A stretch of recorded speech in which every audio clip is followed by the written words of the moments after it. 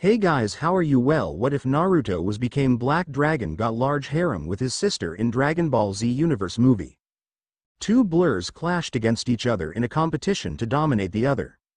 With every clash there was a powerful shockwave that rattled everything in the area. Both blurs had an aura around them, with one having a black aura with a yellow outline and the other having a black aura with a red outline.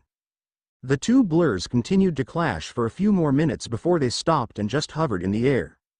This allowed the figures inside the auras to come into focus. The one inside the black and yellow aura was a tall man with tan skin, spiky black hair, dark eyes, and a slim build. For clothes he wore a sleeveless gray tunic, a black long-sleeved undershirt with a turtleneck, a red sash, black pants, white boots, two dangling green spherical earrings, and a silver ring on his right index finger. This man is Goku Black, or rather just Black. The figure floating across from him in the black and red aura was a young man that looked similar to Black.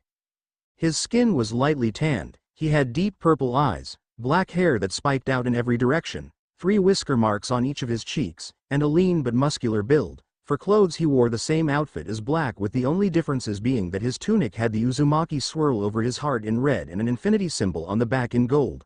Also his earrings are gold in color and he doesn't have a ring. This young man is 16-year-old Naruto Uzumaki Black, the son of Goku Black. Black smirked in pride at the son he never thought he would have. If you had asked him 17 years ago if he would find a mortal woman to love and have a child with, he would have destroyed you on the spot for asking such a blasphemous question, but now he found that he really couldn't picture his life without his beloved wife and son. Very good, my son. You've grown even stronger since our last spar, said Black. Thank you, father, though I fear that even at this level of power I am still not strong enough to fulfill my ambition, said Naruto while looking at his hands. He could feeling his strength growing as he continued to train and grow, but even now he just knew that it wasn't enough for what he dreamed to accomplish. I know how you feel, my son, but you must remember that you are still young and are not yet accustomed to the full might of your power. Though you have amazing control over it, for someone your age it is still far too vast for you to have complete control as of yet. Just continue to train as you do now and you'll find that achieving your ambition is closer than you think, said Black. I shall take your words to heart, father, said Naruto before he looked at the position of the sun and his eyes widened. Father, I believe we should be getting home or else we'll be late for dinner, said Naruto with worry in his voice. His mother was very scary when she was upset. Looking to the sun himself, Black winced when he saw what time it was. A god he may be, but even he was scared when his wife got angry. Curse this Saiyan body for giving him a love for strong women. I believe you are right, son. Let us hurry back, said Black before he and Naruto took off at high speed. It only took them a minute to make it back to their house, where outside stood a woman. The woman in question was of average height with fair skin, deep purple eyes, long crimson hair that went down to her ankles, an athletic but feminine build, long legs, thick thighs, wide hips, a narrow waist, a large juicy ass, and large DD-cup breasts. For clothes she wore black shinobi sandals, a cream-colored short-sleeved blouse, a green apron, a black hair clip, a black wristband on her left wrist, and a diamond ring on her left ring finger. This woman is Kushina Uzumaki Black, wife of Goku Black and mother of Naruto Uzumaki Black.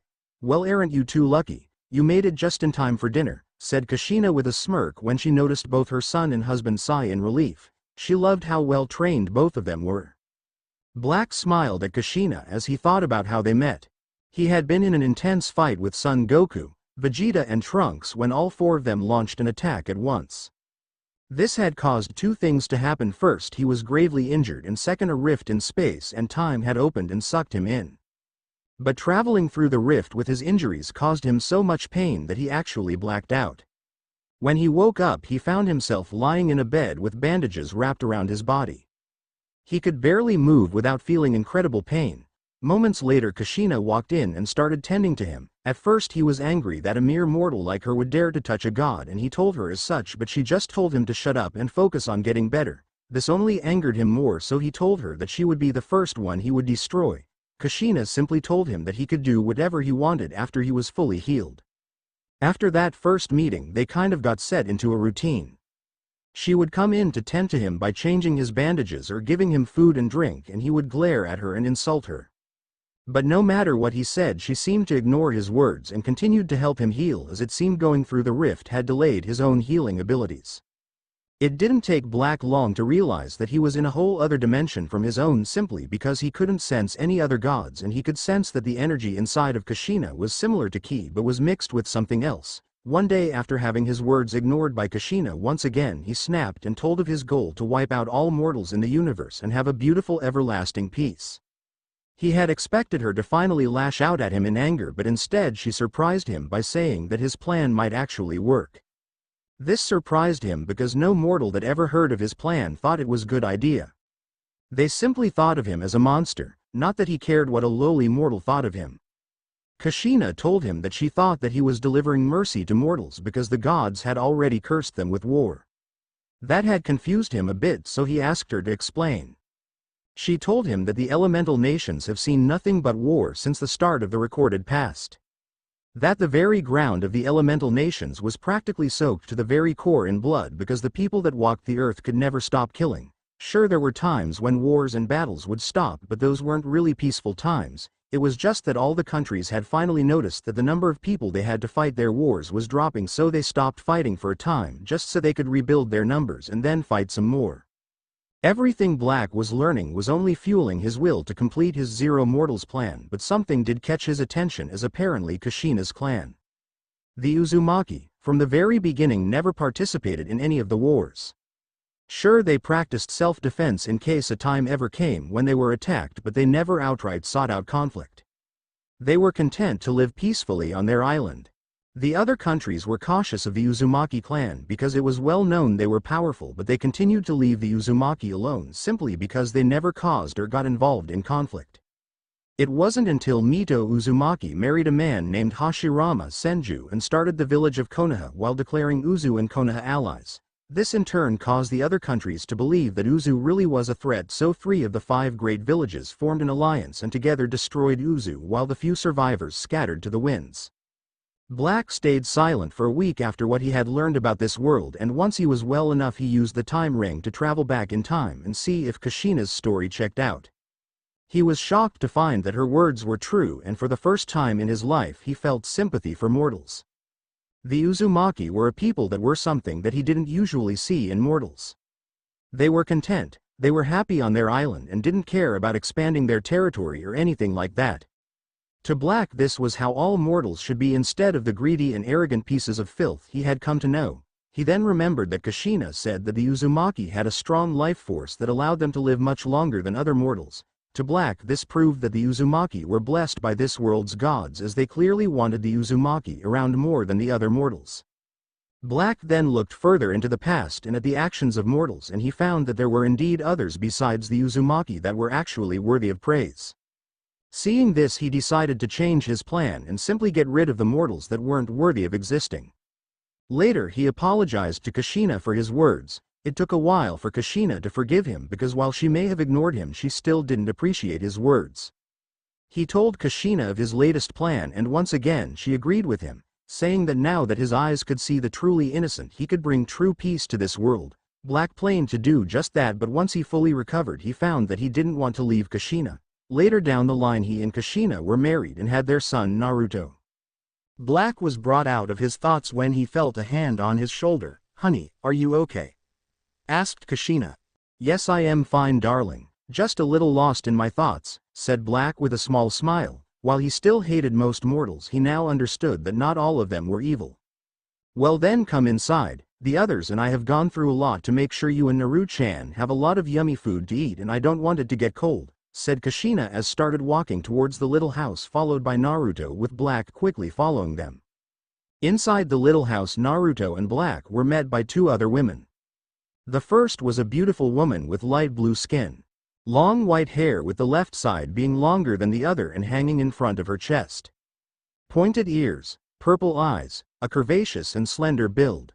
A thick ass and DD-cup breasts. For clothes she wore a red and black skin-tight bodysuit that has a V-shaped hole around her stomach with slits at the bottom that expose the bottom of her breasts. A white open leg cape, black and red high heels, the same earrings as Naruto, and a gold-colored infinity symbol headpiece that covered the back and both sides of her head. This woman is Tawa Uzumaki Black, wife of Naruto Black. In Toa's arms is a 1-year-old baby wrapped in a blue blanket. The baby had light blue skin, pointed ears, deep purple eyes, 2 whisker marks on each cheek, and a full head of spiky white hair. The baby is Mira Uzumaki Black, 1-year-old son of Naruto and Toa. The second woman in the room was a rather adorable girl that was about the height of a child with pinkish-purple skin. Pointed ears, short pinkish-red hair, large black eyes, a rather plump and perky ass, and B-cup breasts. For clothes she wore robes similar to what Kai on the sacred world of the Kai wear but of a more casual design. The same earrings as Naruto, Black, and Toa, and a pair of white high-heeled boots. This woman is Konoha Uzumaki Black, the supreme Kai of time and Naruto's second wife. How Konoha and Toa came to Naruto's world will be explained later. "Welcome home. How was training?" asked Konoha in her ever-cheerful voice.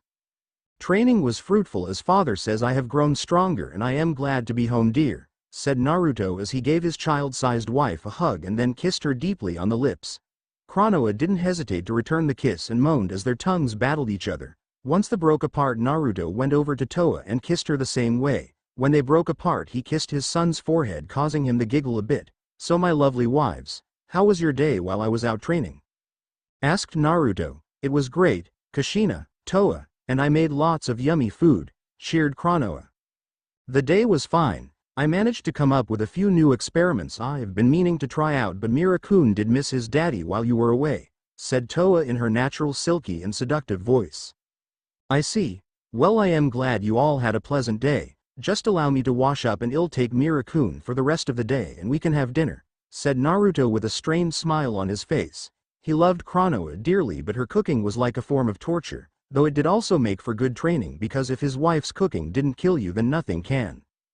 "Don't worry, honey. I'll point out what Toa and I made and what Konoha made," whispered Kushina.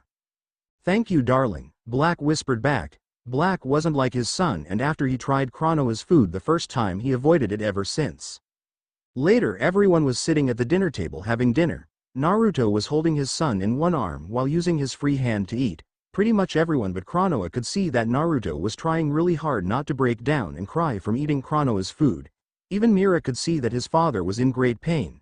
"It tastes better than it normally does, so she's learning, but it still tastes like she's trying to kill whoever eats her cooking," Naruto thought to himself.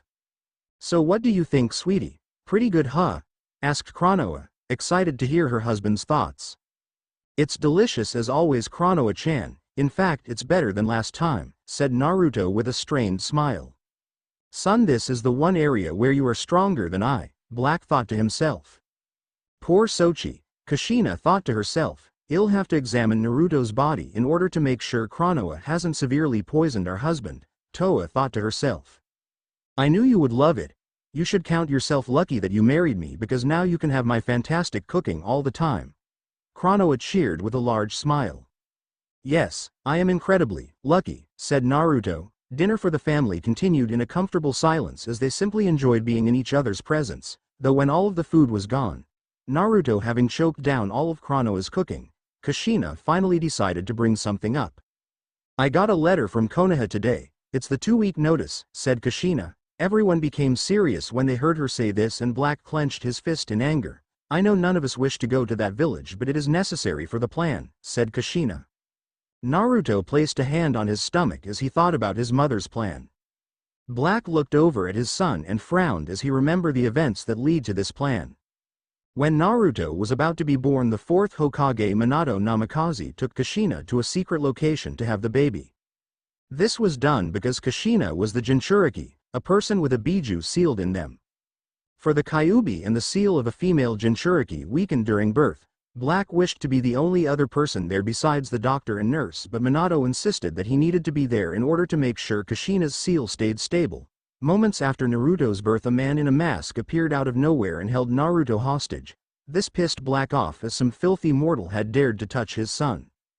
Black became even more pissed off when the man had the nerve to throw his son into the air with paper bombs wrapped around him.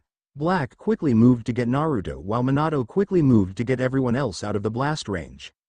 When the smoke cleared, the man had taken Kushina. Black quickly found her energy signature and used instant transmission to teleport to her, while Minato locked onto her chakra signature and used his Hiraishin to teleport to her.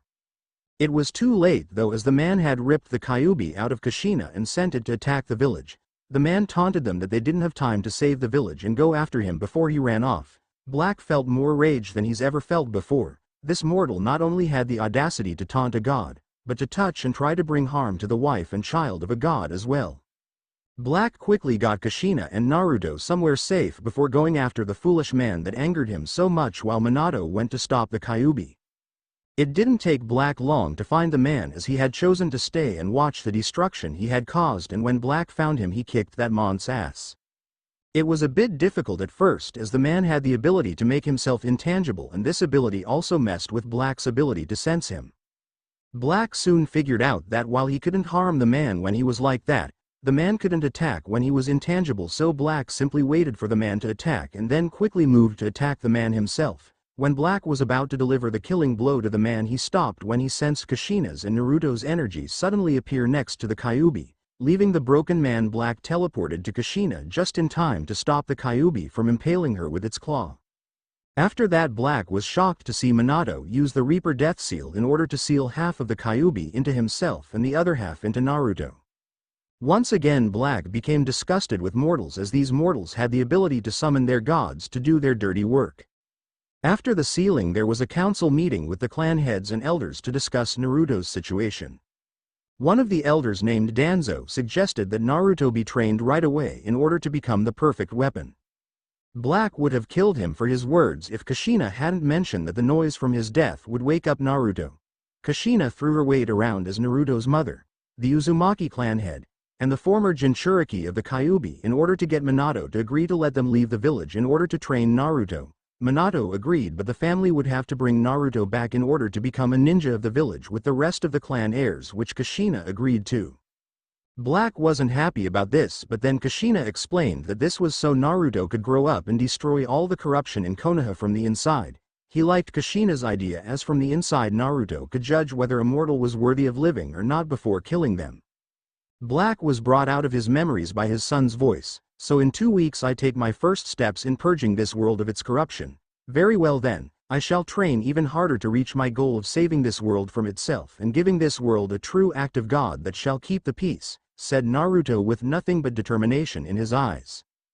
Konoha smiled at her husband. As the supreme Kai of time, she could easily look into this world's future, and while there were many different futures, almost 80% of them ended with Naruto creating peace and watching over everyone as an all-powerful god.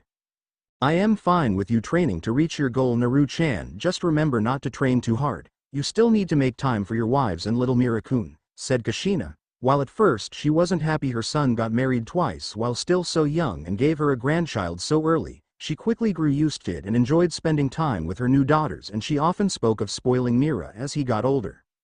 I shall remember, mother, as an Uzumaki family always comes first, said Naruto before he was kissed on both of his cheeks by Toa and Konoha. Later that night, with Black and Kushina, Kushina was brushing her hair while wearing a dark red nightgown, and Black was sitting on their bed in a pair of black shorts and a dark gray wife beater. You know, honey, I sense Naru-chan less and less every day. How much longer until he fully changes? Asked Kushina. He was only half god when he was born, but that started to change when we started training him and he used more and more of his godly power. Now he's at least 92% god, so I'd say at the end of the 2 weeks he'll reach full god, said Black with a smirk. His son will finally be the god he was always meant to be, and once he is a full god, he, Konoha, and myself will share our power with you and turn you into a goddess. Not that you aren't a goddess now, but soon you'll have the power to match your beauty, said Black. Well, aren't you sweet, said Kushina with a smirk before she got up and went into her walk-in closet. A minute later she came out wearing a revealing and sexy priestess outfit with her hair done in a high ponytail. Hello, my lord. I've already activated the silencing seals in the room, so how may this humble priestess serve you? Said Kushina in a seductive voice while pushing out her breasts. Black had a large perverted smile on his face before he quickly threw Kushina onto the bed and they got to work on trying to give Naruto a sibling. Black would be forever grateful to Kushina for introducing him to sex. With Naruto, currently only wearing a pair of black boxers and a red wife beater, laid a sleeping Mira into his crib, which was right next to the bed. Currently sitting on the bed was Toa, who was only wearing a pair of red lace panties and no bra, exposing her perky breasts and dark blue nipples. She didn't like wearing bras. Are you sure you don't want me to examine you, dear? Asked Toa. I am sure. I can already feel myself getting stronger just from recovering from eating her cooking, said Naruto. If you say so, dear, said Toa. Naruto got into the bed and Toa snuggled up to his left side. It was then that Konoha walked into the room wearing a dark purple and hot pink nightgown that really showed off her curves and ass. Konoha crawled into bed with Naruto and Toa's and cuddled up to Naruto's right side, and Naruto put his arm around her. So hubby, how do you feel about having to go to Konoha for the first time? Asked Krona. I feel happy that I can finally start the first steps of reaching my goal, and I am excited because mother said Konoha had some strong fighters, said Naruto. Dear, you do know that you're most likely stronger than any fighter Konoha could have, right? Asked Toa. I know, dear, but that doesn't mean I can't learn a thing or two from them. I mean, father learned how to achieve an even higher form of power after only one fight with Goku, said Naruto. He knew all about his father's past, and while he thought his father was an ass at first, he was glad his mother was able to change him. True enough, not to mention you've learned moves from Kushina, Toa, and myself from one simple spar with us, but enough of that, it's time for bed, said Konoha as she turned off the light. 13 days later, Naruto and his family were now outside the main gate of Konoha. None of them seemed happy to be there. Halt, state your business for being here, said one of the gate guards. Kushina Uzumaki Black, returning with my family from a 16-year-long training trip, as was the deal between myself and Hokage-sama, said Kushina. The paperwork checks out, but it was only for your husband, your son, and yourself, so who are the woman and the 2 children? Asked the other gate guard. Both gate guards wondered about Toa's and Konoha's strange appearance, but they've seen stranger and they both had to admit that Toa was a hot piece of ass. I am. She is not a child, yelled Kushina and Konoha at the same time. Naruto sighed as he knew his wife hated being mistaken for a child. Hell, he also thought she was a child when he first met her. If you must know, the 2 women with us are my son's wives and the baby is my grandson, said Kushina.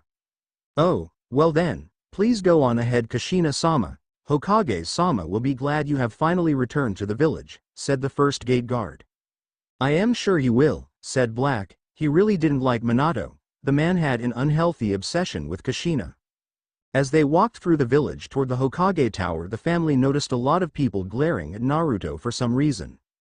Not that Naruto cared, as they were too weak to pose a challenge to him. They also heard a lot of people whispering about how adorable Konoha was. Konoha smiled at this, as she loved being called adorable, but she hated being called a child. Toa, on the other hand, felt a lot of lustful stares on her body, and this angered her, as only Naruto was allowed to look at her in such a way. Halfway to the tower they stopped as they ran into a young man. This young man was as tall as Naruto, with lightly tanned skin, bright blue eyes, spiky blonde hair with 2 spiky bangs that framed his face, and a lean but muscular build. For clothes he wore black shinobi sandals, orange pants, an orange jumpsuit jacket with black sleeves and shoulders, and a Konoha headband on his forehead. So you've really come back. I am happy that I finally get to meet you, said the young man. I am sorry, but who are you? Asked Kushina. Oh, sorry, I guess I should introduce myself. I am Menma Uzumaki Namikaze. I am your son, said the now named Menma. Everything went quiet as those words sank in, though Naruto and Black narrowed their eyes at Menma, both knowing that Kushina never gave birth to another child after Naruto himself, plus the fact that Menma had the Hokage's last name. What? Screamed Kushina, finally coming out of her shock. Hokage office. Minutes earlier, Minato Namikaze was currently doing paperwork in his office while thinking about the last 16 years. They had been hard on him since Kushina left the village. He still couldn't believe she turned him down when he asked her out, but that just made her all the more attractive to him. Then that guy Black showed up out of nowhere and she chose to marry him. He really didn't understand that, since he couldn't sense anything powerful about Black. He hated the fact that he had to perform the ceremony at their wedding. Things became worse when she had a son with Black and named him Naruto. Minato didn't trust Naruto at all, which is why he only sealed half of the Kyuubi into him and the other half into himself. Minato smirked though when he thought about his son Menma. Menma was a strong ninja and very loyal to the village. He took to the training he got from Minato and his sensei Jiraiya. Minato was sure Menma would make an excellent Hokage someday. He was also sure that once Kushina met Menma, she would see that Black could never give her strong children, as there was no way Naruto would be as strong as Menma. Kushina was sure to leave Black and be with him. the one man she was truly meant to be with. Minato was taken from his thoughts when his sensei entered the room. "Look alive, brat. I just felt Kushina's chakra signature come into the village and she's on her way to the tower," said Jiraiya. "That's great, it'll be great to see her after so long," said Minato with a smile. "I've also sensed Menma in the area, so there is a good chance they'll run into each other," said Jiraiya.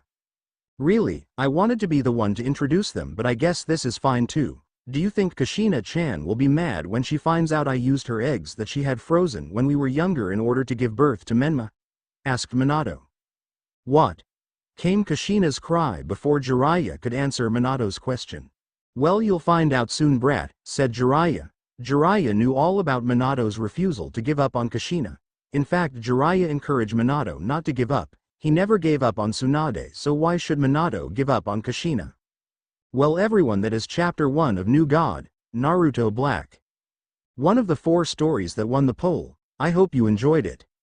Yes, Minato is very delusional about Kushina ever having feeling for him. No one can feel Black's or Chronoa's power as they are gods. They can slightly feel Naruto's power because he has both chakra and god ki, which are slowly mixing together. Since his 2 energies are separate for now, ninjas will be able to sense Naruto's chakra, but his chakra is smothered by his ki. The gods of Naruto's world such as Kami, Yami, and Shinigami will come into play later to order to speak with the family of gods. Naruto may be a god now, but he still doesn't have full control over his power. As I am sure a lot of you are wondering, the SSJ forms, I'll tell you now that Naruto does have them but doesn't really use them, as like his father he has a form that is equal to Super Saiyan Blue. Most villains in the Naruto world won't really pose a threat to Naruto unless they are S rank or higher. Also very important, while Naruto is a god, he will not be considered one in the DBZ world, so he will be able to fight in the Tournament of Power. While this does start in the Naruto world, in the future Naruto and his family will go to the DBZ world, though I haven't decided if I want them to arrive before or after the Android and Cell Games saga. Let me know what you think in the reviews, as if they arrive before the Android saga, then I'll pair 18 with Naruto. If they arrive after the Android saga, then 18 will stay paired with Krillin. Also, I know Naruto's personality is way different from canon, as he seems much too serious. But you have to look at who his parents are and how they would raise him. I promise that Naruto's personality will get lighter as the story goes on, but for right now he's a bit serious. You'll see more of Kushina's personality shine through in certain situations. Minato was sweating nervously as he looked at an angry Kushina standing in front of him with her hair floating up in 9 tails. Standing behind Kushina were Black, Naruto, Toa holding Mira, and Chronoa, while off to the side were Jiraiya and Menma. "Kushina-chan, I am glad to see you have returned," said Minato. "Cut the crap, Minato, and tell me why this young man said he was my son," said Kushina. "Well, Kushina, it's like this. I wanted a family of my own after seeing you and Black so happy together, but I could never find the right woman, so instead I had the hospital fertilize some eggs with my sperm and boom, Menma was born," said Minato. This was of course a lie, as he never even looked for another woman outside of Kushina. "And you had them use the eggs I froze when I was younger, Minato. I froze those eggs in case something ever happened to me that would cause me to be unable to have children," said Kushina. "I know, but I didn't know they were using your eggs until after they were fertilized," said Minato. This too was a lie, as he had specifically told the doctor to only use Kushina's eggs. "How many of my eggs are left?" asked Kushina. "None. I am sorry, Kushina, but there was an accident in the cold storage area and the eggs and even sperm donations were lost," said Minato. Once again it was another lie. Kushina had frozen enough eggs for 3 chances at making a baby, and Minato had used all of them in order to make Menma. "Moving away from all of that, who are these others you brought with you? The skin color and ears make them quite exotic, but the pink one is way too young and underdeveloped for my tastes, while the blue one has that MILF body working for her," said Jiraiya. "I'll thank you not to talk about my wives in such a way, pervert," said Naruto with his fists tightly clenched. "I am not a pervert. I am a super pervert. And what do you mean, wives?" asked Jiraiya. "I don't see how my darling could have been any clearer. We are his wives, it's as simple as that, and this little bundle in my arms is our son," said Toa. "Just who exactly are you?" asked Jiraiya. "I am Toa Black, Naruto's first wife and mother of his firstborn son Mira Black. She's Chronoa Black, Naruto's second wife," said Toa, introducing both of them. "You let Naruto get married this early, Kushina-chan?" asked Minato. Yeah, I didn't like it at first, but the girls are good for him. He does need to rebuild the Uzumaki clan since he is the heir after all, said Kushina. Heir? Kushina-chan, don't you think it would be better for Menma to be the heir? Asked Minato. Kushina narrowed her eyes at this along with the rest of her family. And why would Menma be the Uzumaki clan heir? Asked Kushina. Well, not only was he personally trained by myself and Jiraiya-sensei, but it will also be easier for the villagers to accept Menma as the next clan head, said Minato. If you are worried about strength, then you have no need to worry, as Black-kun and myself trained Naruto. His training was then further increased when Toa-chan and Chronoa-chan showed up. Furthermore, Menma is a stranger to me. He may technically be my son, but I did not raise him. I have no desire to allow someone who knows nothing of true Uzumaki values to run my clan. Besides, Naruto was born first, so it's his right to be clan heir, said Kushina. And why is it that Menma would be accepted easier than Naruto as clan head? Asked Black with narrow eyes. Somehow word got out that Naruto was a Jinchuriki, but the word got twisted and the village believes that Naruto contains the soul while Menma contains the power, said Minato. Now that you mention it, I can sense the Kyuubi's chakra inside of Menma instead of you, Minato. Why is that? Asked Kushina. Well, Kushina, as you know, only an Uzumaki can properly contain the Kyuubi. Since I wasn't an Uzumaki, it wouldn't be long before the Kyuubi's power broke down my body and escaped. So I went through the forbidden scroll of seals and found the same seal Mito used to transfer the Kyuubi into you and used it to transfer the Kyuubi into Menma, said Minato.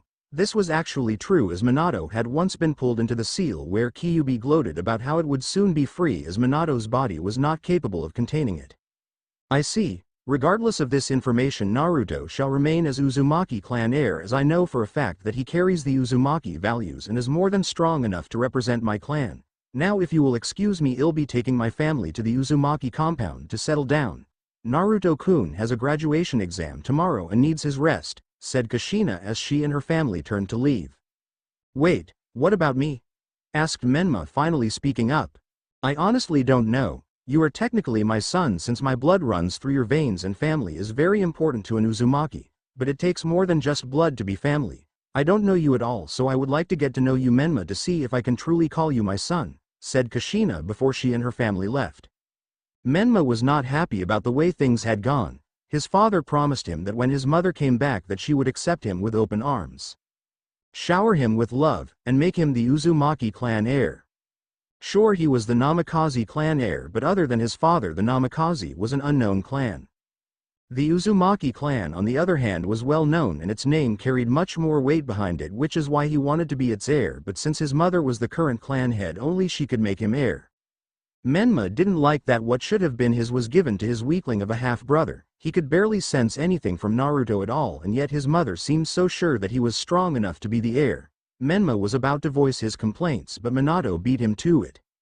I know you are upset about this turn of events, Menma, but your mother is actually right. Despite being her son, you are basically a stranger to her, and it would be irresponsible for Kushina-chan to leave her clan in the hands of someone she doesn't know. This is my fault, as I should have told Kushina-chan about you the moment you were born. That way she would have come home and raised you like proper mother instead of wasting her time with Black and Naruto, said Minato. Look on the bright side, kid. She's not rejecting you, as she said that she just needs to get to know you. Just be yourself and let her do just that, while you also show her just how strong you are, and she'll make you heir in no time. Once she does that, she'll have to kick Naruto out of her family and clan along with Black and those women and child. This means she'll free to move in with you and your dad, and the three of you can be a proper family, said Jiraiya. Menma nodded at this with a smirk. With how weak his half-brother was, it would be easy for him to prove himself stronger. With Kushina and her family, how stupid does that man think I am? Anytime someone wants to have a baby artificially, the hospital always gives you several profiles to choose from. Only extremely shady underground doctors would just randomly choose a sample to use. That means that that bastard purposely used all of my frozen eggs just to make himself a son, raged Kushina. What do you want to do about Menma, my love? Asked Black. If she gave the word, he would gladly destroy Menma. He was sure Naruto would too. Nothing for now. Despite how he was born and the reason behind it, he's still technically my son. While I haven't acknowledged him as such, as an Uzumaki I have to at least give him a chance to prove himself worthy of calling himself my son and an Uzumaki, said Kushina. And if he should prove himself unworthy? Asked Naruto while now holding Mira. If that becomes the case, then as clan head I'll strip him of any and all rights or ties he may have to our clan, and he will be unable to even call himself an Uzumaki, let alone my son. If he causes us trouble after that, then you and Black-kun can deal with him as you please, said Kushina, with Naruto and Black nodding. What about Minato? Asked Black. Oh, you leave him to me. Him and his stupid obsession with me has been a thorn in my side for far too long, said Kushina. The next day, Naruto is currently standing outside of his assigned classroom as he waited for the sensei, Iruka, to introduce him. Alright class, settle down as I have an announcement. We have a new student joining us for graduation, said Iruka. What? How is that fair that this nobody gets to come on the last day and graduate while the rest of us had to sit through years of lessons, complained one student. From what I've come to understand, this student has been training to become a ninja outside of the village. Plus this was approved by the Hokage, so if you have a problem, take it up with him. You can come in now, said Iruka. Naruto opened the door and walked in and stood next to Iruka.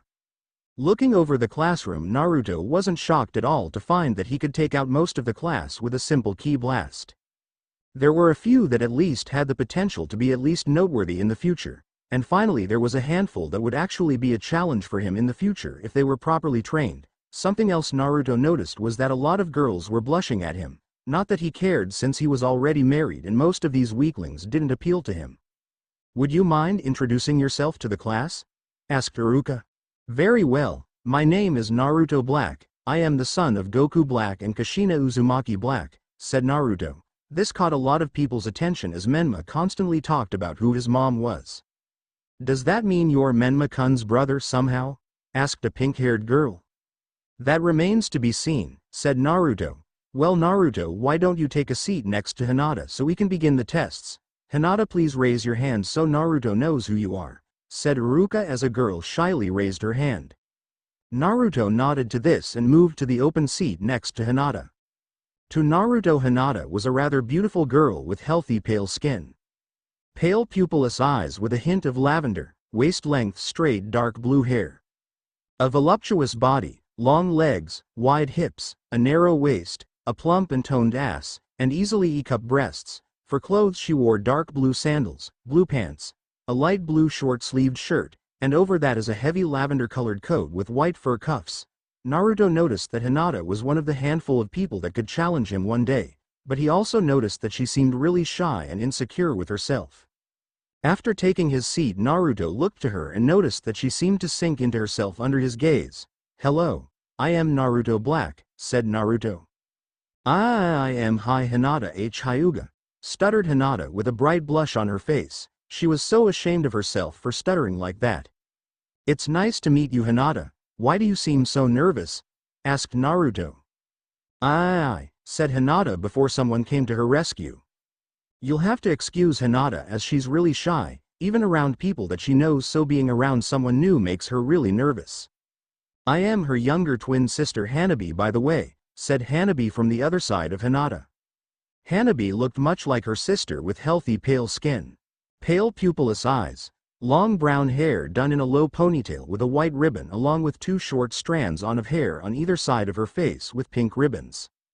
A rather petite build when compared to her sister, long legs, wide hips, a plump ass, a narrow waist, and C-cup breasts. For clothes she wore a tan-colored long-sleeved kimono with red-orange flames on it, a matching knee-length skirt, and low-heeled sandals.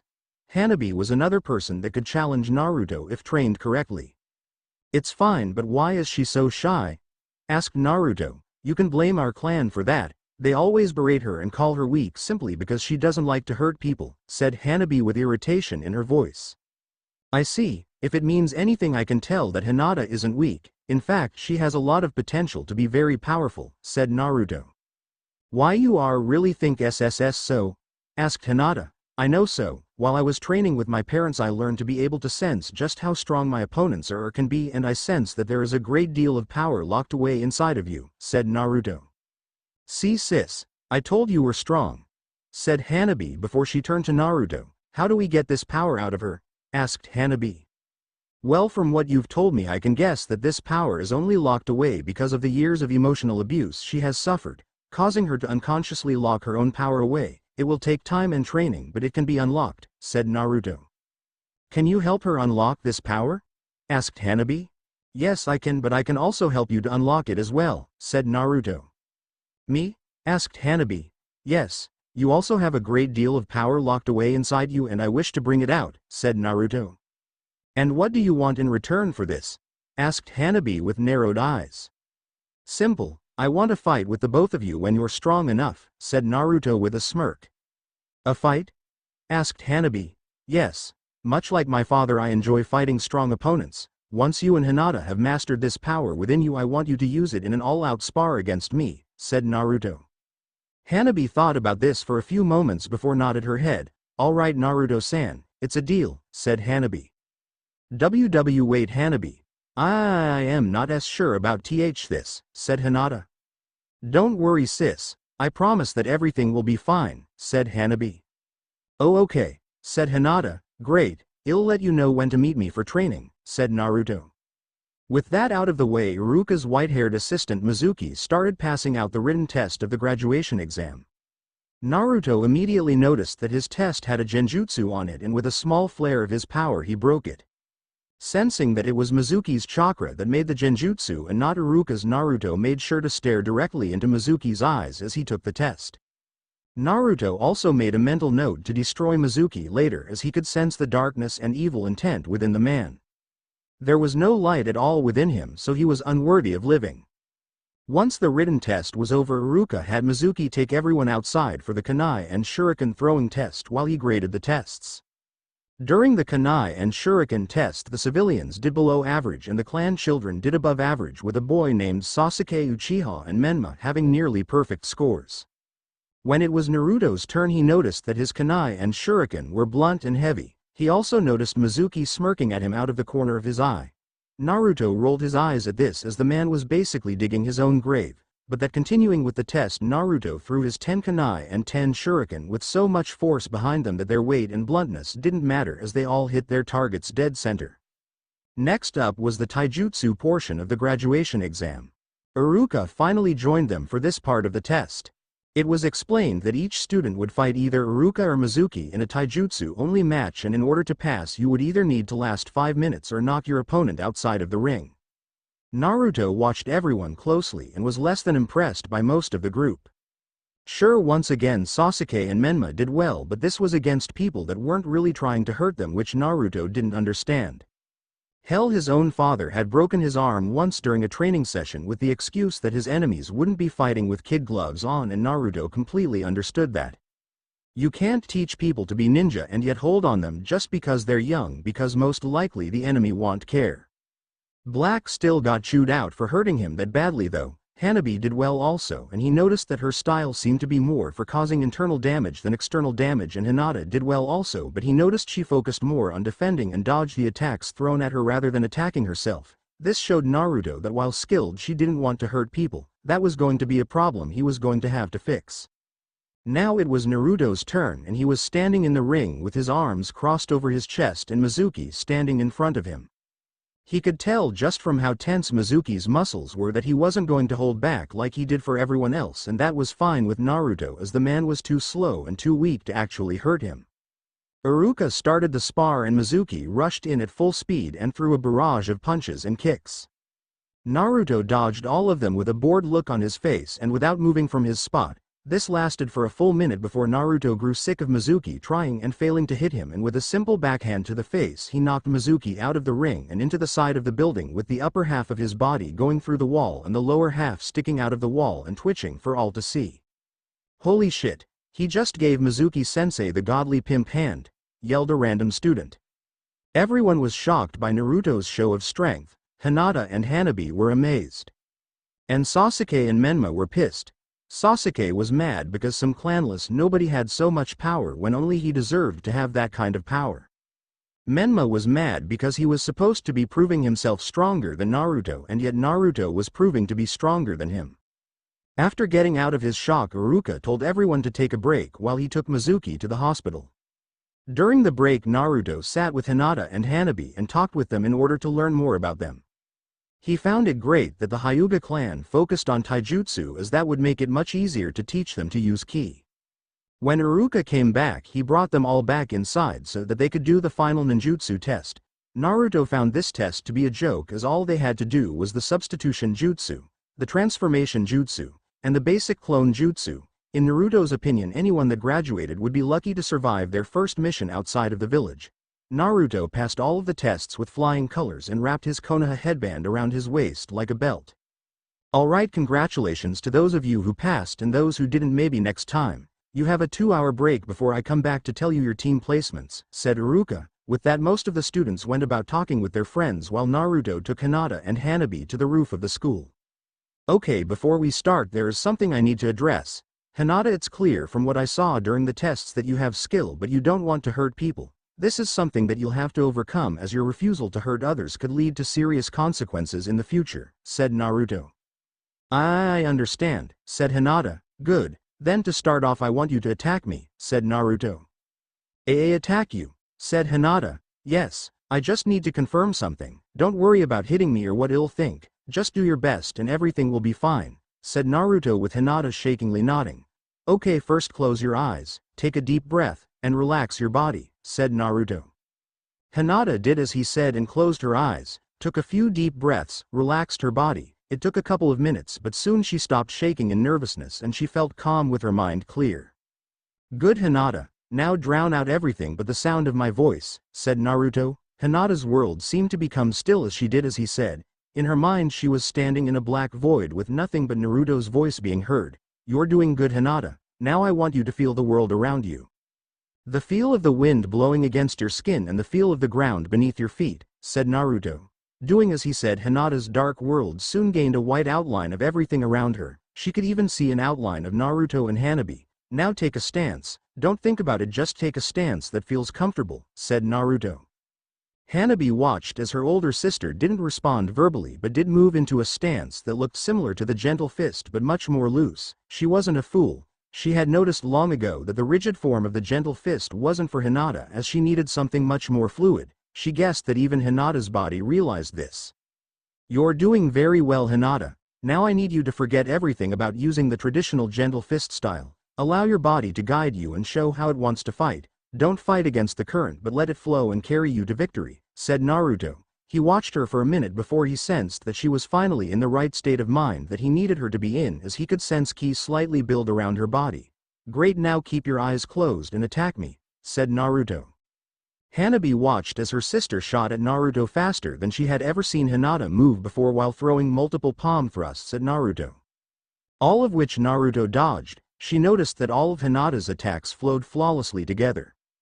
Hanabi became shocked, however, when she saw Hinata start to throw in some kicks as well. This was shocking because the gentle fist had no kicks in it, as it completely focused on using the hands. Hanabi also noticed Hinata's footwork. Unlike the traditional gentle fist, which required that you stay somewhat stationary, Hinata's feet kept on moving and never stayed in the same spot for long. All in all, it looked like Hinata was dancing rather than fighting. Yes, Hinata, yes. You're doing wonderfully. Faster. Attack me with everything you've got, said Naruto with excitement clear in his voice. Hinata didn't reply, but she did start to move even faster and attack more fiercely. Naruto's excitement grew as he saw an aura of dark purple ki form around Hinata's body. That's it, Hinata, you're tapping into that power of yours. Don't think, just let it flow and empower you. Let it explode, said Naruto. Hinata jumped back from Naruto and with a scream allowed her power to explode from her body. HHHYYYYYYY, screamed Hinata as a large pillar of dark purple ki shot into the air like a beacon. Hanabi's eyes were as wide as dinner plates as she felt the pressure of the power her sister was unleashing pushing down on her and causing her to sweat lightly.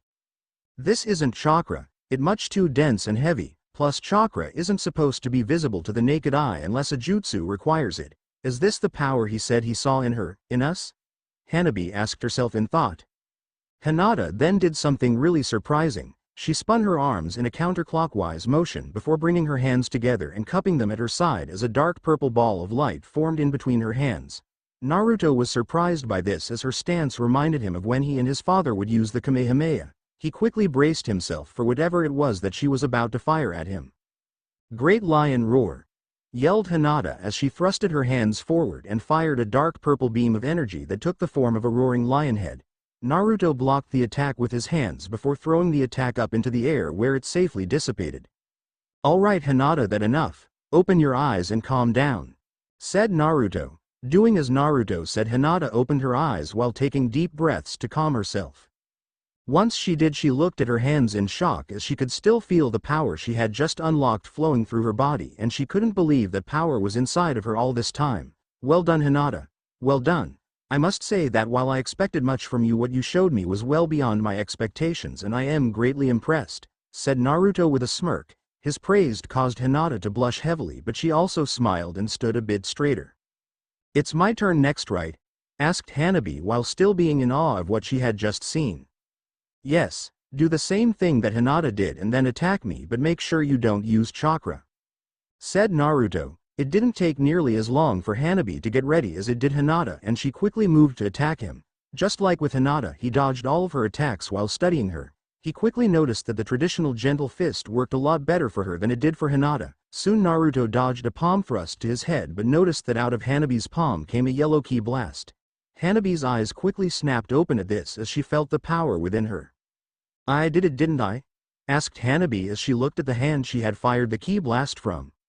"Yes, you did, and I am not surprised with how quickly you did it. Still, you two are very impressive. It seems that you and Hinata are opposites, with Hinata having more raw power while you have more precision," said Naruto. "What is this power that you've unlocked inside of us, because I know it's not chakra?" asked Hanabi. "This power is called ki. Think of it as the solely physical side of chakra, though it is still a different energy. I'll explain more about it later as it is almost time for Iruka to return," said Naruto. Hanabi and Hinata nodded at this before following him back to the classroom. When they got back to the classroom, they noticed that everyone was staring at them. "What's the matter?" asked Hanabi. "What do you mean, what's the matter? Didn't you guys feel that pressure from before?" asked a young woman. Said young woman was very beautiful with fair skin, light blue eyes, platinum blonde hair done in a high ponytail with a single bang covering the right side of her face. A voluptuous body, long legs, thick thighs, wide hips, a narrow waist, a plump ass, a flat-toned stomach, and D-cup breasts. For clothes she wore a sleeveless high-collared purple blouse that hugged her breasts tightly and exposed her midriff. A matching purple apron skirt that came down to a few inches above her knees. Mesh armor on her elbows and knees. Small gold hoop earrings. And purple sandals. This young woman is Ino Yamanaka. "Oh, that was us just doing a little bit of training before Iruka-sensei comes back," said Hanabi. "Training? What kind of training could cause that pressure? What even was that pressure?" asked Menma. "That is not your concern until you prove yourself to Mother," said Naruto as he, Hanabi, and Hinata walked past him and took their seats. Menma scowled at this, but before he could say anything, Iruka came back into the classroom. "Alright everyone, I have your assigned teams. Please remember that these were made by Hokage-sama, so no complaining if you don't like your team.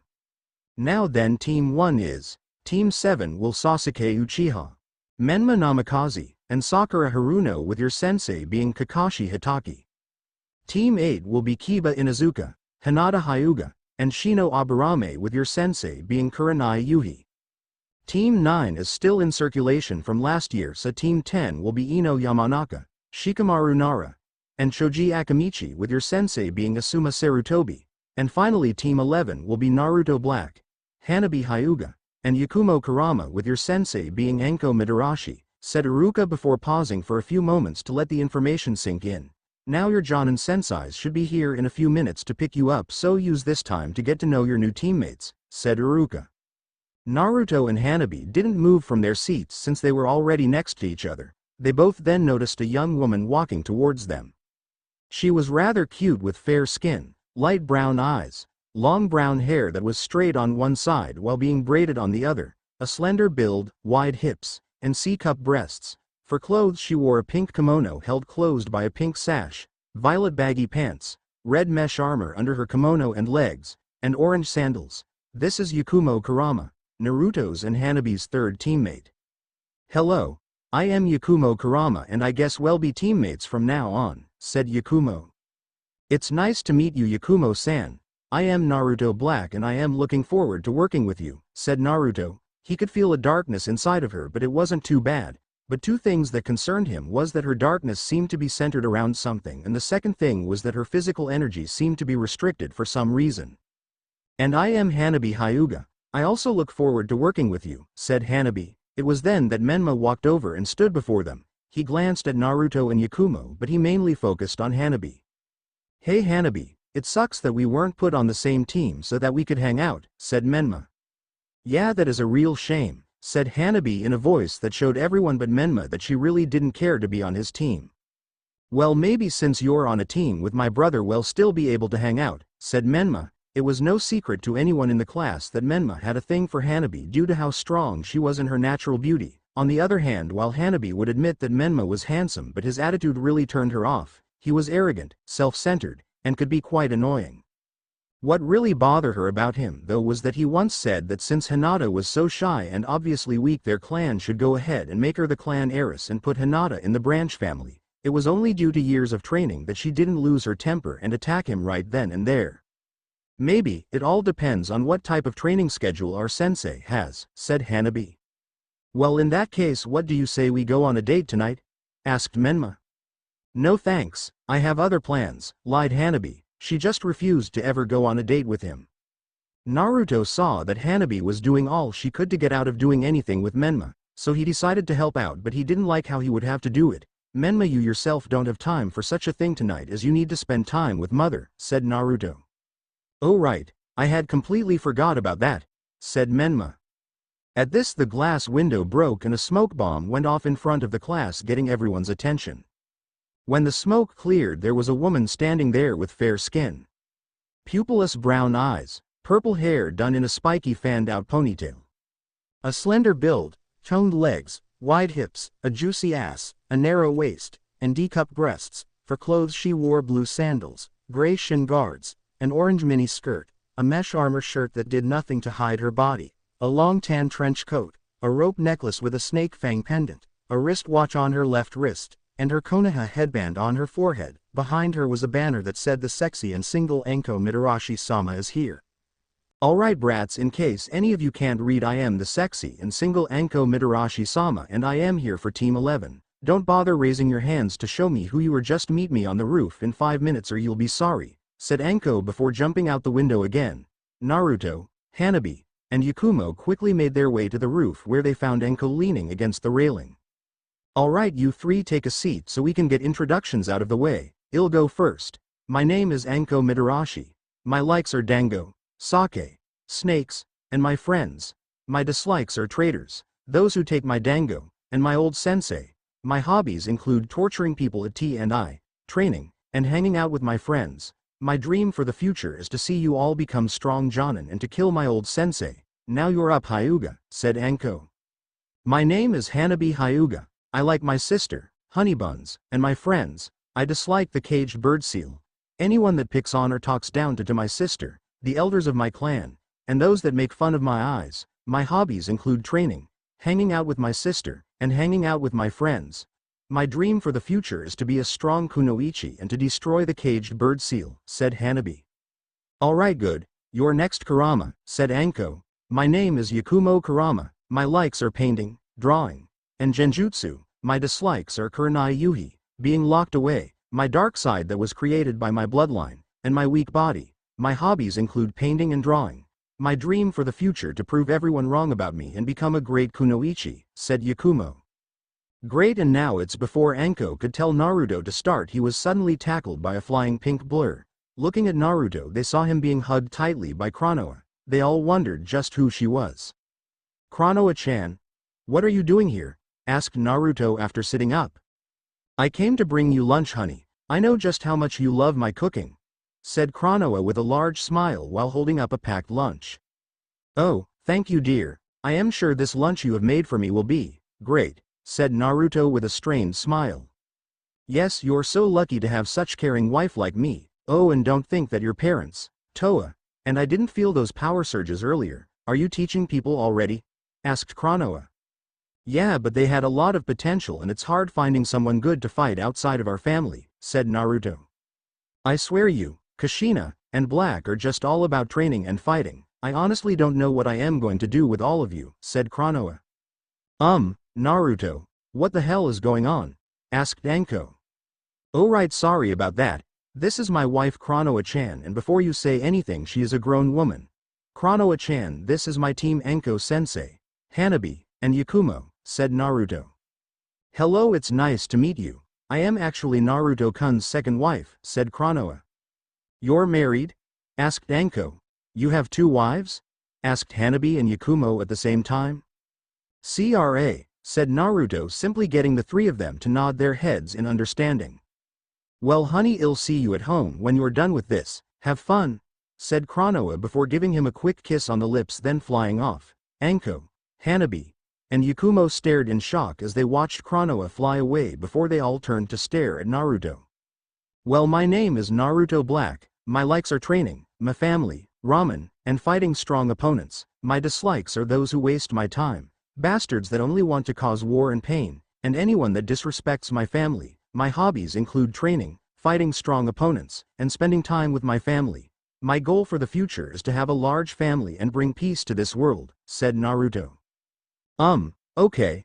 Anyways, this is the part where I tell you that you're not really Genin yet and that the real Genin test will be tomorrow. But unlike the other Jonin, I am not that patient, so I'll be giving your test today. Follow me to training ground 11 so we can get this over with, said Anko before jumping off with Hanabi following her. Naruto remembered what Yakumo said about having a weak body, so he picked her up bridal style and flew after Hanabi and Anko. Yakumo yelped in surprise when Naruto picked her up and started to fly. She also had a huge blush on her face. She was a little scared of falling, so she held onto him tightly. You can fly too? Asked Yakumo. Yes, everyone in my family can fly, as it's actually isn't that hard to learn, said Naruto. It didn't take long for them to reach training ground 11, where Naruto landed and sat Yakumo down on her feet. Alright brats, for your test you have to detain me and interrogate me for the information of what my favorite training ground is. You will have 2 hours to do this, or else you fail and will be sent back to the academy, said Anko, getting a nod from her 3 would-be students. I am glad you understand because your test begins now, said Anko before taking off. Naruto smirked as he noticed that none of them had taken off after her, meaning that his teammates were smart. So how do you ladies want to do this? Asked Naruto. Hanabi and Yakumo looked at him with a smirk before the 3 of them huddled up together. An hour later, Anko was getting really irritated. She had been constantly running through the training ground so that the 3 would-be Genin wouldn't be able to easily catch her, but they haven't even tried to come after her yet. She then sensed something coming her way and quickly dodged to the side as a black and red ball of light exploded against the tree she was on. When she landed on the ground, she was immediately rushed by Naruto and the 2 became involved in a fierce taijutsu exchange. Naruto was impressed that Anko was keeping up with him at this speed, as while it wasn't anywhere near as fast as he could go, none of the bandits he fought outside of the village were able to keep up. Anko, on the other hand, was a bit nervous as she wasn't expecting a Genin to be this fast and the power she could feel behind each blow he threw. She was then rocked by a hard kick to the stomach that caused her to slide back while resisting the urge to hold her stomach. Anko didn't get any time to rest as she had to quickly start dodging a barrage of attacks from Hanabi. This lasted for a minute before Hanabi ducked as another ball of black and red light flew over her head and struck Anko in the chest and exploded, causing Anko to roll across the ground until she stopped and seemed to be wrapped in thick silver chains. We have you, Anko-sensei, you can't escape, said Yakumo, walking out of the woods nearby while showing that she had a painting of Anko wrapped in chains. So that was their idea. Clever. They purposely let me run around in order to tire myself out some. Then Naruto and Hanabi would attack in order to keep my mind off of Yakumo. And finally Yakumo would use her genjutsu skills to paint a picture of me trapped. Anko thought to herself. Alright you 3, you got me. But you still have get the information out of me, said Anko with a cheeky grin. Oh, that won't be too hard because you are going to tell us what your favorite training ground is, or I am going to feed you my wife's cooking, said Naruto as he unsealed the food Chronoa made for him. Everyone looked at him strangely for that threat, wondering just what the hell was going on in his head. You know you may be able to fight, but you suck at interrogating people, said Anko with a deadpan. Very well, you were warned, said Naruto before shoving a spoonful of his wife's cooking into her mouth. Seconds later Anko was very pale, sweating heavily, and thrashing around on the ground while howling in pain. Oh Kami-sama, I can feel it burning my insides. Get it out, get it out. Somebody cut this unholy devil food out of me, screamed Anko. Hanabi and Yakumo were watching with wide eyes full of fear at what just one spoonful of Konoha's cooking had reduced Anko to. They then looked to the still full dish of food in Naruto's hands and wondered just what the hell was it made of. Naruto then got another spoonful of Konoha's cooking and brought it close to Anko's mouth like he was going to feed her more. "Get that evil poisonous abomination of a food substance away from me. You are a sick and twisted sadist if you think I am eating that again," yelled Anko. "Well, Anko-sensei, if you really don't want to try any more of my wife's delicious cooking, then I suggest you pass us and tell us which training ground is your favorite," said Naruto with narrowed eyes. "You pass. UPPPPPASSSSS, and my favorite is training ground 44. Cried Anko with anime tears rolling down her face like waterfalls. Naruto nodded at this before putting the food down and pulling out a small pink pill. Toa had made this pill in order to cure the effects of Konoha's cooking. It sort of worked as it didn't really cure you, but it did help with the pain and kept you from dying. He really didn't need them anymore as he had gotten used to eating Konoha's cooking, but he kept a couple of bottles sealed on hand just in case. Naruto popped the pill into Anko's mouth and forced her to swallow it. The effects happened quickly as she stopped thrashing around and regained some of her color. "Oh, thank Kami, while the pain is still there it is at least bearable now," said Anko in a strained voice. "Yeah, it's terrible for those who aren't used to it, so you won't feel good for about a week," said Naruto before eating the food himself. Everyone noticed how his body shook and spasmed a bit as he ate, showing that he didn't like the food either. "How can you eat that?" asked Anko. "I love my wife and she is way too adorable for me to want to hurt her feelings by telling her that her cooking could be considered a weapon of mass destruction. Plus I see eating this stuff as training. If you don't die from eating this, then there is no poison that will kill you," said Naruto. "I can believe that, but anyway you're all dismissed. I am going to just lay here for a little while," said Anko. She was glad she decided to do the test early because now she didn't have to worry about reporting to the Hokage. Uzumaki compound. Naruto walked into his home and couldn't help but smile at the sight of Konoha chasing his laughing and flying son. "Mira-kun. Get back here, don't fly away from mama," said Konoha as she chased him. "Hee," laughed Mira as he floated just out of her reach. Naruto knew full well that she was just playing with Mira as she could catch him at any time. "Hey everyone, I am home," said Naruto while taking off his boots. "Welcome home, honey. Oh, your parents are in the living room. They said they needed to talk to you about something." "Hey, get back here, young man," said Konoha before going back to playing with Mira. Shaking his head at this, Naruto walked into the living room and found his mother and father sitting on the couch waiting for him. "Mother, father, I hear from Konoha-chan that you wanted to speak with me," said Naruto as he took a seat across from them. "Yes, we wanted to inform you that we were attacked today by some ninja trying to enter our home," said Black. "Who was it? I'll wipe them off the face of this world," said Naruto with clenched fists and narrowed eyes. "There is no need to worry, Naruto-kun. We already took care of them and now Toa-chan is playing with them," said Kushina. Naruto knew that meant Toa was experimenting on their bodies. "Do we at least know who they were?" asked Naruto. "They were some of Danzo's root Anbu. I figured he would come after us at some point, but I didn't think it would be so soon. That old Warhawk has always wanted the Uzumaki secrets, and when it was known that you were a Jinchuriki, he wanted you to undergo his training to be the village's perfect weapon. He wasn't too happy when we took you out of the village. For the first 3 years of your life we had to constantly kill root Anbu that came to kill us and take you," said Kushina. So I have yet another unworthy mortal to destroy," said Naruto. "Another? You mean you've found one already?" asked Black. "Yes. The academy teacher by the name Mizuki tried as hard as he could to fail me during the genin exam, and I could sense nothing but darkness in his heart. I'll be dealing with him shortly," said Naruto. "Speaking of the academy, tell us how your day was. We felt the surges of ki from that direction," said Black. With that, Naruto explained his time at the academy and how he had started training Hinata and Hanabi. Kushina wasn't surprised that members of the Hyuga clan would be natural ki users. When he mentioned that Menma would most likely be coming by soon, Kushina went to prepare some tea, Black went to the basement to train, and Naruto went to spend some time with his wives and child before going out to find Mizuki. Later that night, Naruto was enjoying the night air when he noticed some alarmed jonin running across the rooftops.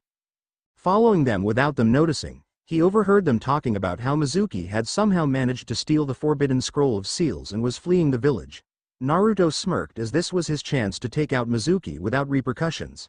Locking onto Mizuki energy, Naruto used instant transmission to appear in the air above Mizuki. Looking down, Naruto came upon a curious sight of Mizuki being surrounded by Anbu, but they had blank masks with the kanji for root on their foreheads. These must be the root Anbu I've heard so much about. I guess it couldn't hurt to see what they're doing before taking them out, Naruto thought to himself. Chunin Mizuki, you have stolen the forbidden scroll of seals and have shown yourself as a traitor to Konoha. You will hand over the scroll and report back to Konoha to be judged for your crimes, said the emotionless captain of the group of root. So that old fossil Danzo sent his mindless lapdogs after me. Well, regardless, I can't hand over this scroll. If I do, I'll be killed or your master will have me turned into one of you. Plus I doubt Orochimaru-sama would like it very much if I failed to get this scroll to him, said Mizuki. Well, why am I not surprised that one traitor is working for the Leaf's biggest traitor? Oh well, this just gives me more reason to kill you, said Naruto out loud. Everyone looked to where they heard his voice and were shocked to see him floating in the air with his arms crossed. The Kyuubi Jinchuriki, you will come with us in to be the root captain, never got to finish as he suddenly had a large hole in his chest from Naruto's black and red ki blast. The root captain then fell over dead with Naruto standing there with his right hand outstretched. Foolish mortal, I have no desire to be an emotionless slave to your pathetic master, said Naruto as he floated down to the ground. No one really knew what to do as they hadn't even seen or sensed Naruto prepare whatever jutsu he just used. Just then one of the Anbu tried to attack Naruto from behind on to be kicked so hard in the side of the head that his head did a full 360 before he fell over dead. Hee. Foolish mortals, didn't anyone ever teach you that you don't fuck with a god, said Naruto before he disappeared in a burst of speed and appeared behind the Anbu. They all just stood there for a moment before they all fell over dead from having their internal organs destroyed from Naruto's fast and powerful blows. Mizuki stood there shaking in fear as he had not expected the demon brat to be this strong. He had assumed that the hint Naruto landed on him in the genin exam was just a stroke of luck, but that doesn't seem to be the case now. Naruto turned to Mizuki with a cruel smirk on his face and started to walk towards him. Mizuki responded to this by pulling one of the Fuma shuriken off his back and throwing it at Naruto, but Naruto easily knocked it away. Mizuki took out his second shuriken, but before he could throw it, the shuriken was destroyed by a ki blast from Naruto. You really are a demon, said Mizuki as he took a step back in fear. Fool, weren't you listening? I am not a demon, I am a god, said Naruto as he quickly appeared in front of Mizuki with a hand on his chest and fire a point-blank ki blast.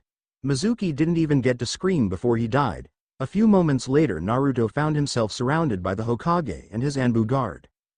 Genin Naruto Black, what are you doing here? Asked Minato with narrowed eyes, hoping that he would have a reason to lock Naruto up or better yet execute him. I was simply out enjoying the night air when I overhear some Jonin talking how Mizuki-sensei had stolen the forbidden scroll of seals, so I decided that as a ninja of the village it's my job to stop him if I could. I found him here surrounded by these other Anbu and they were talking about a man named Orochimaru and another man named Danzo. I know for a fact that Orochimaru is a traitor, so I deemed them all to be traitors and dealt with them while retrieving the scroll. Here you go, by the way, said Naruto before tossing the scroll to Minato. Catching the scroll, Minato quickly gave it to Anbu Cat without taking his eyes off of Naruto, who simply stood there with his arms crossed. He then glanced to the bodies of the dead Chunin and Anbu. Minato knew the Anbu belonged to Danzo, and if he worked fast enough he could get the bodies to Inochi so that he could search their minds for any evidence of Danzo's crimes so he could finally get rid of the Warhawk, but he decided not to do this. He knew that now that Naruto was back in the village, Danzo would try even harder to get him under his control, and if he couldn't, then he would just kill Naruto. As far as Minato was concerned, Danzo was actually being helpful for once. This is quite the number of high-level opponents, Naruto. I am surprised you managed to take them all down by yourself, said Minato. Please don't be surprised, Hokage-sama. I've trained non-stop with my mother and father for years to handle any threat that came at me or my family. These guys were child's play when compared to my parents, said Naruto. I see. I also noticed that you seem fine with taking a life, said Minato.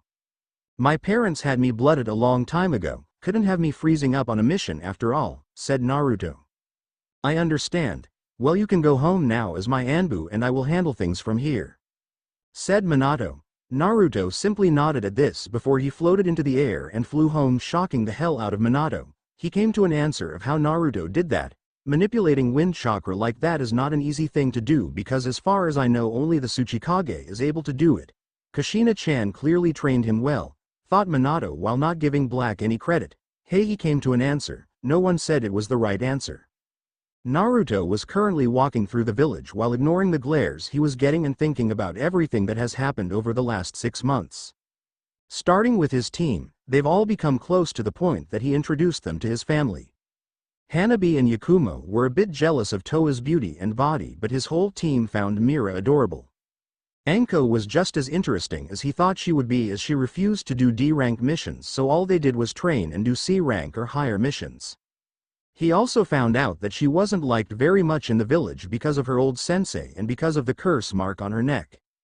Not liking that his sensei was being treated like this for something that wasn't her fault, Naruto convinced her to let him attempt to get rid of the curse mark. After examining it for a while, he found that the reason it was so hard to destroy was because there was a piece of Orochimaru's soul anchoring it to her. With his mom's help, he created a seal to extract and contain the piece of Orochimaru's soul, and with it gone, the seal collapsed and destroyed itself. With the seal gone, Anko became much more affectionate with him. They were now dating and he was teaching her to use ki. He gave the seal containing the piece of Orochimaru's soul to Toa to experiment on. She was very excited about it. When it came to Yakumo, Naruto had really gotten to know her over their time together as a team, and he had also been able to help her. First he helped her destroy her Edo demon, so now she had even more control over her bloodline while also getting rid of some of the darkness within her. Doing this also broke the restriction on Yakumo's physical energy. It turned out that her Edo demon had created the restriction in order to further increase the power of her bloodline with spiritual energy or yin chakra. Now that all of the physical energy that was blocked for years was flowing into her body, it actually made her body 5x stronger than a normal ninja's body. He also helped her with her issues involving Kurenai Yuhi. While Yakumo hasn't forgiven the woman for abandoning her, she at least wouldn't attack the woman on sight, which was a good thing since Yakumo also started to learn how to use ki. Hanabi and Hinata have continued to improve in their ki training, and when they worked together against him, he would actually have to try. He and Hanabi have also helped boost Hinata's confidence, and they saw that every day Hinata was standing a little straighter, stuttering a little less, and just all around being stronger as a person. She still had her moments of shyness, but they weren't constant anymore. Something that was a big surprise to Naruto though was that his father started dating another woman. Makoto Uchiha was apparently his mother's best friend growing up, and they could be considered sisters in all but blood.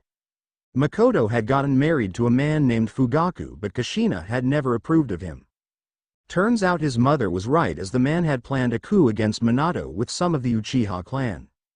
This failed, however, when Itachi Uchiha, Makoto's oldest son, killed Fugaku and the Uchiha that were part of the coup, but since the coup was being kept a secret, everyone just thought Itachi was just another missing nin. Makoto had been very lonely since Itachi left the village, simply because he was the only one that ever really spent time with her. Fugaku only really spent time with her when he wanted her to do something or he wanted sex, and her youngest child Sasuke was always trying to get his father's attention that he seemed to ignore her at times. Now though her husband was dead, Itachi was gone, and Sasuke was so focused on avenging his father's death that he barely even talked to her. When Kushina came back, they reconnected and the loneliness began to disappear. The problem though is that Black and Kushina were rarely ever apart from each other, so as she was spending time with Kushina, she was also spending time with Black. This allowed her to get to know him better and to eventually develop feelings for him. She later talked to Kushina about it, and after a long conversation, Kushina had agreed to share Black with Makoto. Black and Makoto dated in secret for a while in order for Black to see if they clicked, which they did, and when they decided to be serious, they told Naruto of their relationship. Naruto was fine with it, as Makoto was very kind and treated him like her own son. It still surprised him that she was Sasuke's mother. Sasuke was not happy to learn that his mother was seeing another man. Some unsurprising things that happened was that Menma had failed to be recognized as Kushina's son. According to his mother, when she sat down to talk with Menma, the brat wouldn't stop talking about himself. He just kept talking about how great he was, how fast he was getting through all of his training, how he had big plans for when he became clan head, how he was pretty much guaranteed to be Hokage, how he couldn't wait to rebuild his clans, and so on. Kushina didn't get a chance to tell him about herself as Menma was way too busy talking about himself. It didn't help that since they were in the Uzumaki compound, Menma kept eyeing Toa whenever he saw her. Naruto came out of his thoughts when he finally reached his destination, the academy. Standing out front waiting for him were his teammates. Yesterday their sensei had informed them that she had signed them up for the Chunin exams and told them to be at the academy in order to take them. "You ladies ready for this?" asked Naruto. "We sure are, Naruto-kun," said Hanabi. "Let's do this," said Yakumo. Nodding at this, the three of them walked into the academy and made their way upstairs. They paused when they saw a bunch of genin gathered around a door trying to get in while young men kept them out. When the three looked up and saw the room number above the door, and they couldn't help but deadpan. These idiots didn't realize that they had only gone up one flight of stairs. Naruto was seriously wondering how these genin were alive if something so simply fooled them like this. Okay, so we have a room number switched up with a genjutsu and what I suspect are two chunin in disguise guarding the door and telling the genin trying to take the exams to leave due to them being so hard. "Please tell me we're going to leave these idiots to their stupidity and move on," said Yakumo. Of course, if they can't see through a simple genjutsu like this, then they clearly aren't ready for these exams. "I honestly question how they are all still alive if something so simple fooled them," said Naruto. "I am guessing that the villages that sent them were just trying to intimidate others with the sheer numbers they were sending rather than actually sending a large number of good teams," said Hanabi. With that the three continued on until they were outside of the real examination room where they found Anko standing outside of the door. "Hey there you three, glad you all decided to come. I am sure you all already figured that if all of you didn't come then none of you could take the exam, so I won't bore you with some speech about teamwork since you guys work great together. Now good luck and go kick ass," said Anko. She then gave Naruto a deep kiss before leaving in a swirl of leaves. Hanabi and Yakumo were a bit jealous at this as over time they too had developed feelings for Naruto but haven't told him yet. Yakumo because she wanted to prove to him that she was strong, while Hanabi wanted to wait until Hinata got up the nerve to ask Naruto out since she too had fallen for the young Saiyan. When they walked into the room they were immediately hit by killing intent from those that were already in the room. Naruto and the girls didn't even flinch as Anko has exposed them to much worse. Not to mention Naruto has had to deal with the killing intent from both his mom and dad during training, and then there was when Toa was pregnant and going through mood swings. This is just pathetic. "Naruto-kun, do you mind showing them what real killing intent feels like?" asked Hanabi. "Not at all, it'll teach them a lesson in who not to direct their intent at," said Naruto before he narrowed his eyes and released a small fraction of his killing intent. The results of this was almost everyone looking away from him in fear, 4 teams passing out, and 3 teams leaving the testing room. Naruto smirked at this before took a spot against the wall. Here Naruto observed that there was just about a team from every major village except Kiri since they were still in their civil war. Father has been rather anxious lately, maybe I could convince him to join the rebels and help end the civil war, Naruto thought to himself.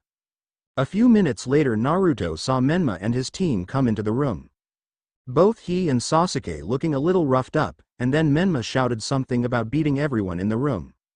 Naruto scoffed at this as Menma was nowhere near his level. Though Naruto did notice the looks Menma was getting from the Iwa teams. It seemed that they still had a great dislike for Minato, and that very dislike seems to have spread to Menma.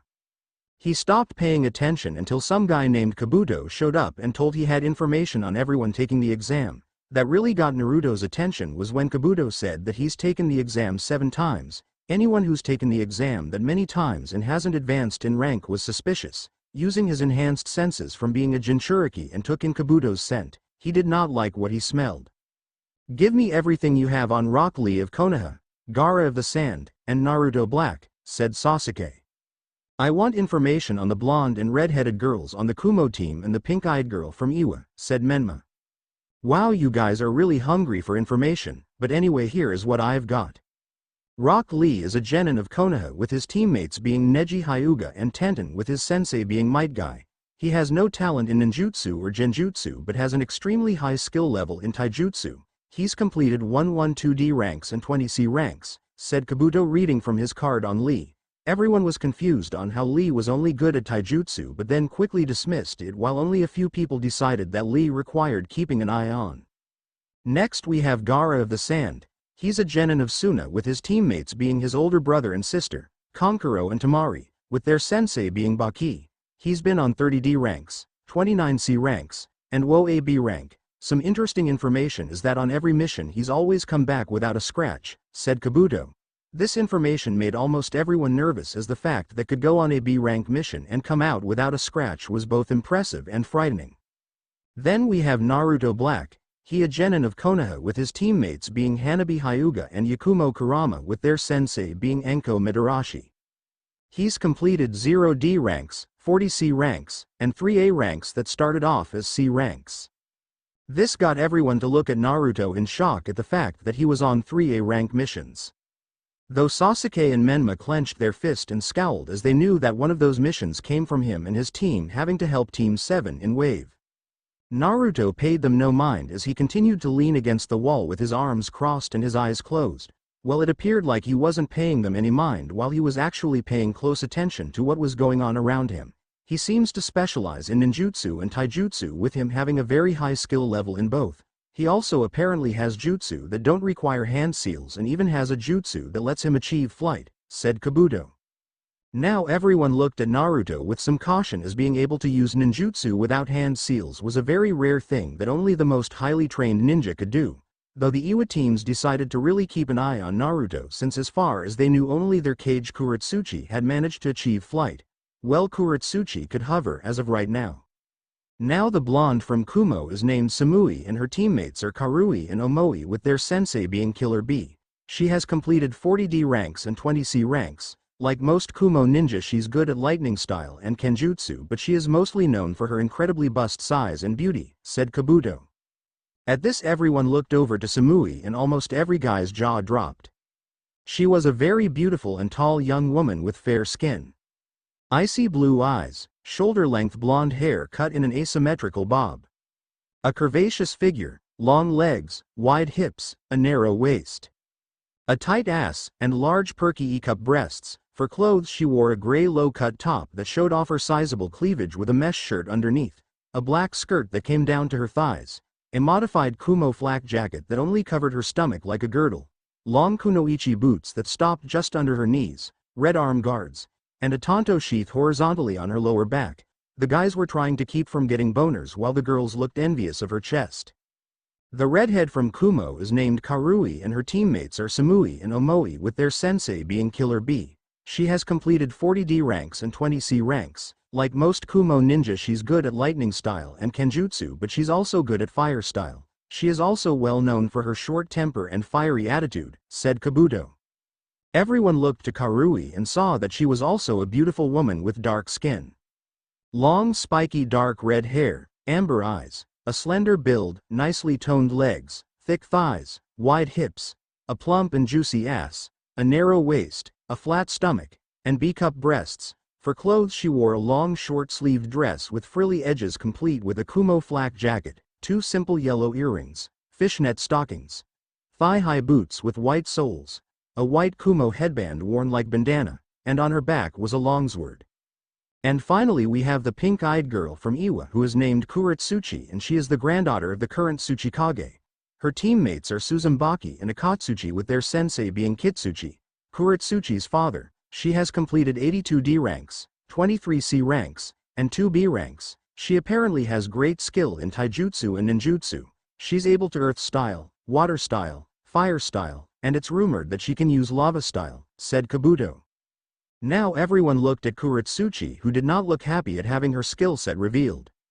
She was a beautiful young woman with fair skin, short black hair, distinctly pink eyes which are accentuated by her eyelashes running upwards at the corners, a slender build, long legs, wide hips, a firm ass, narrow waists, a flat stomach, and C-cup breasts. For clothes she wore the traditional Iwa nin uniform consisting of a red uniform with her right sleeve missing and a lapel over her right leg, a brown Iwa flak jacket, fishnet tights with a red skirt over them, black gloves, black shinobi sandals, and her Iwa headband on her forehead.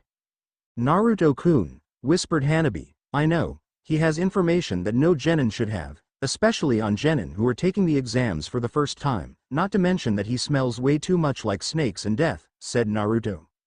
So he's a spy, and for Konoha's greatest traitor, what do you want to do with him? Asked Yakumo.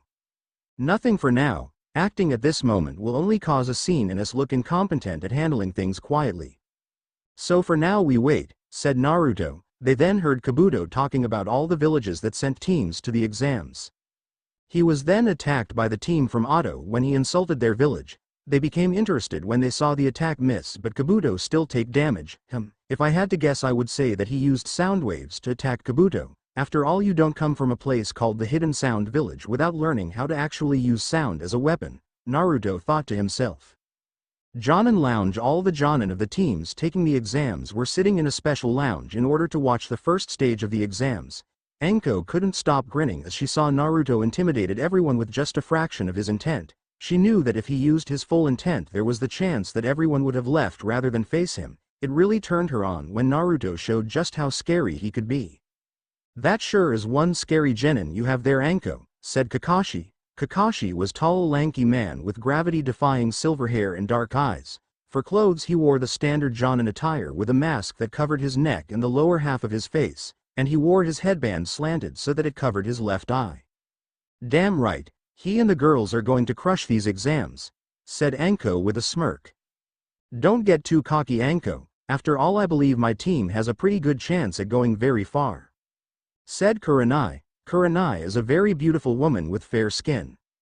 Red eyes with a black ring in them, purple eyeshadow on her eyelids, long wavy black hair, a curvy build, nicely toned legs, wide hips, a narrow waist, a nicely toned ass, and D-cup breasts. For clothes she wore a white dress that appeared to be made of bandages with a black rose thorn-like designs on it and one long red sleeve.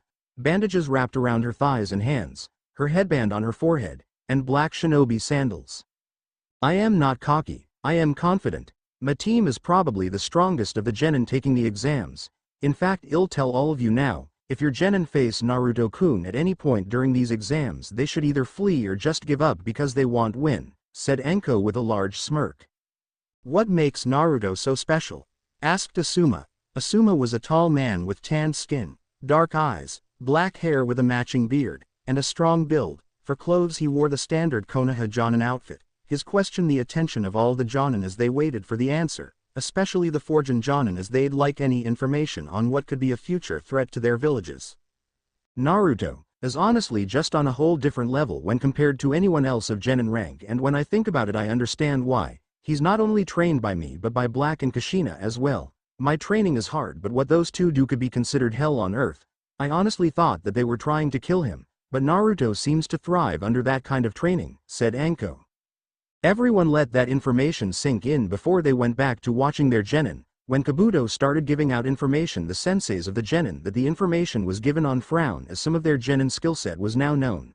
They all also became interested in what the Otto genin did when they attacked Kabuto, but everything became tense when their examiner, Ibiki, showed up. With Naruto was sitting in his seat after Ibiki had explained how this phase of the exam worked. He had quickly picked up on the fact that you had to cheat in order to get the answers. But he also realized he technically didn't have to answer the questions, so he decided not to. Looking around, he saw that his teammates had also figured out the point of the test, since Hanabi was using her Byakugan to cheat and Yakumo had apparently created an illusion of her sleeping so she could walk around looking at the answers.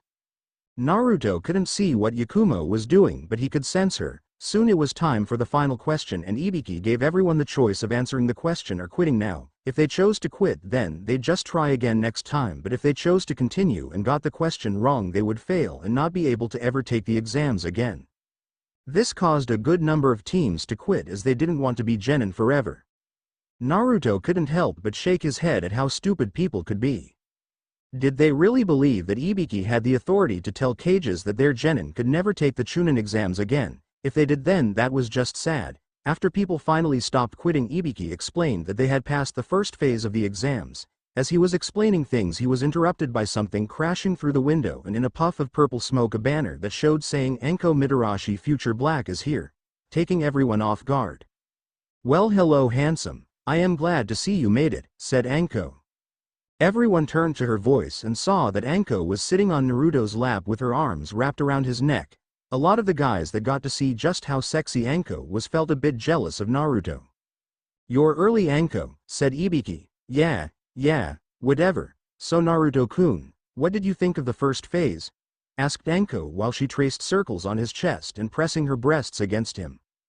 To be honest, it was too easy to figure out if you paid attention to what was said and used common sense. I am amazed that so many genin actually believed that Ibiki-san had the authority to tell cages that their genin could never take the Chunin exams again, said Naruto. At those words a lot of the genin that believed Ibiki looked embarrassed. Well, maybe you'll like the second phase better. Alright brats, everyone head to training ground 44. Be there in 30 minutes or else you fail. Naruto-kun. Carry me to our destination, said Anko.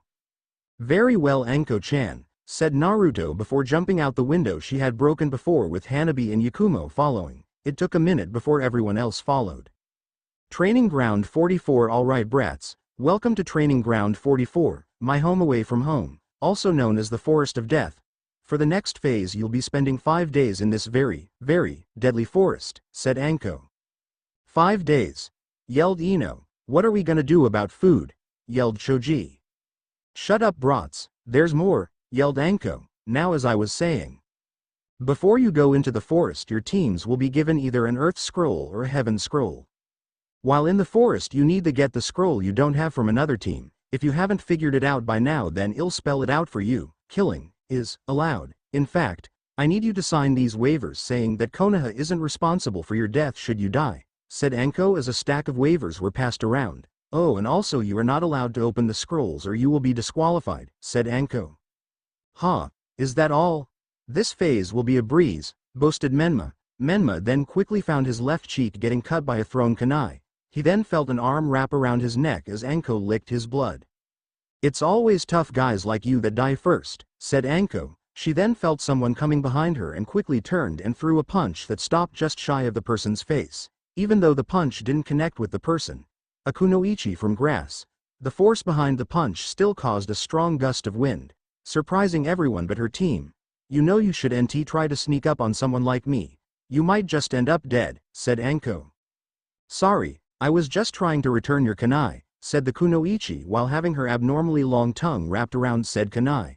It seems Anko-chan has gotten much stronger recently, the kunoichi thought to herself. Thank you, but like I said you need to be careful with who you sneak up on, said Anko. Soon all the waivers were signed, every team had gotten a scroll, and were waiting at their assigned gate for the second phase to start. When the alarm signaling the start of the second phase all the teams shot into the forest. So what's the plan Naruto-kun? Asked Yakumo. Well we have a heaven scroll so we need to get an earth scroll. Then we also need to deal with that traitor Kabuto. And I wouldn't mind thinning out the competition a bit more. With that in mind we need to split up so that we can find the scroll we need, eliminate other teams, and get rid of Kabuto. Flare your key in our code when you find an earth scroll or if you find yourself facing an opponent that you feel you can't beat, said Naruto with a smirk. He knew damn well that most genin couldn't touch his team unless they had godly teamwork or were high jonin in strength since he and Anko had been training the girls into the ground. Alright, that's a solid plan, I'll see you later, said Hanabi before she charged up her key and then flew off. See you around Naruto-kun, said Yakumo as she charged up her key and flew off in another direction. Naruto simply smirked before charging up his key and flying straight ahead. I feel so bad for anyone that runs into either of them, Naruto thought to himself. Toa's lab Toa had an evil smirk on her face as she continued to play with her latest toy. Currently in front of her was a basketball-sized purplish-pink orb with a white snake that had purple facial marking inside. The snake was actually the fragment of Orochimaru's soul that her beloved husband pulled out of Anko's curse mark. Currently it was thrashing in pain because of the special tools she was using to experiment on it. This was the first time Toa had ever gotten the chance to experiment on a real human soul, if Orochimaru could even really be called human, and she was excited that she was learning so much. The first thing she learned was that despite no longer being a part of Orochimaru it was still connected to him. Anything new that Orochimaru learned, said, did, or even thought was transferred to the soul fragment. It was almost like a reverse shadow clone. The second thing she learned was that the information the soul fragment held could be extracted and implanted into someone else. It took her a while to get the process right, but 4 dead root subjects later and she could not transfer information without frying the person's brain if she wanted to. And yes, she did have some live root members in her lab as not all of her experiments would work on a dead body. Also yes, she keep the bodies of the ones she killed with her experiments, that way she got use out of them in both life and death. You could think of it as recycling. A very, very grim version of recycling. The third thing she learned was that key could affect the soul in a negative way if you focused it in a certain way. An example of this was how the soul fragment was thrashing in pain right now. Toa was focusing on having her ki cause pain, not physical damage but just pain, and it was working. The final thing she had learned so far was that with this soul fragment she could locate other soul fragments. She didn't have an exact location right now, but she knew that there was 5 other soul fragments out in the world as of right now. With everything she learned, there was also many questions that were running through her mind. Was the information transfer a two-way connection? Did Orochimaru know she had a piece of his soul? Did Orochimaru feel pain when she tortured his soul fragment? Did the other people that had a piece of his soul in them feel pain when she tortured the soul fragment? Could she control Orochimaru himself using this soul fragment? Could she create her own little Orochimaru slave using this soul fragment? What would happen if she had the other soul fragments? Could she learn how to remove souls on her own by studying this soul fragment and the others as well?